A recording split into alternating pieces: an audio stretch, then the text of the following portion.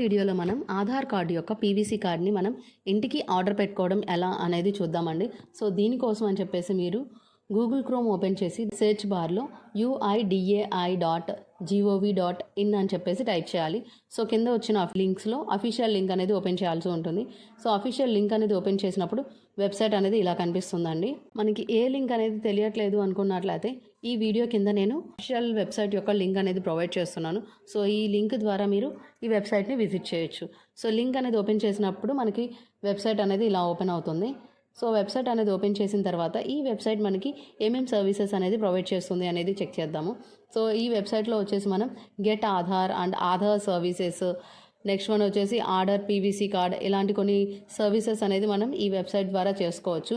Get Aadhaar అనే option అనేది ఉంది చూడండి. ఈ ఆప్షన్లోనే మనకి ఆర్డర్ ఆధార్ పీవీసీ కార్డ్ అనే సబ్ ఆప్షన్ అనేది ఉంది. ఈ సబ్ ఆప్షన్ అనేది క్లిక్ చేయడం ద్వారా మనం ఆధార్ కార్డు యొక్క పీవీసీ కార్డ్ని మనం ఆర్డర్ చేసుకోవచ్చు. సో ఫస్ట్ మనం ఈ లింక్ అనేది క్లిక్ చేస్తున్నానండి. ఆర్డర్ పీవీసీ కార్డ్ అనేది క్లిక్ చేసిన తర్వాత మనకి ఇక్కడ లాగిన్ అనే ఆప్షన్ అనేది వస్తుందండి. లాగిన్ అనేది క్లిక్ చేస్తున్నట్టయితే ఇక్కడ మనకి ఎంటర్ ఆధార్ కార్డ్ నంబర్ అనేది ఉంటుంది. సో మన ఆధార్ కార్డ్ నంబర్ అనేది ఎంటర్ చేసి క్యాప్చా అనేది కరెక్ట్గా ఎంటర్ చేసినట్లయితే మనకి ఆ ఆధార్ కార్డ్కి లింక్ అయి ఉన్న మొబైల్ నెంబర్కి ఓటీపీ అనేది సెండ్ చేయడం జరుగుతుంది. సో ఓటీపీ అనేది ఎంటర్ చేసిన తర్వాత చూడండి మన డీటెయిల్స్ అనేది ఇలా కనిపిస్తూ ఉంటాయి. మన date of birth, gender, address ఇలా మొత్తం కూడా కనిపిస్తూ ఉంటాయి. సో మనం ఇక్కడ చేయాల్సింది ఏంటి అంటే పీవీసీ కార్డ్ ఆర్డర్ పెట్టుకోవడానికి కింద చూడండి నెక్స్ట్ ఆప్షన్ అనేది ఉంటుంది. నెక్స్ట్ ఆప్షన్ క్లిక్ చేసినప్పుడు మనకి ఒక పాపప్ అనేది ఓపెన్ అయ్యి యాక్సెప్ట్ అని చెప్పేసి కనిపిస్తుంది. యాక్సెప్ట్ అనేది చేయాల్సి ఉంటుంది. యాక్సెప్ట్ చేసిన తర్వాత మనకి పేమెంట్లోకి వెళ్ళడం జరుగుతుందని మనం 75 రూపీస్ అనేది పేమెంట్ అనేది చేయాల్సి ఉంటుంది.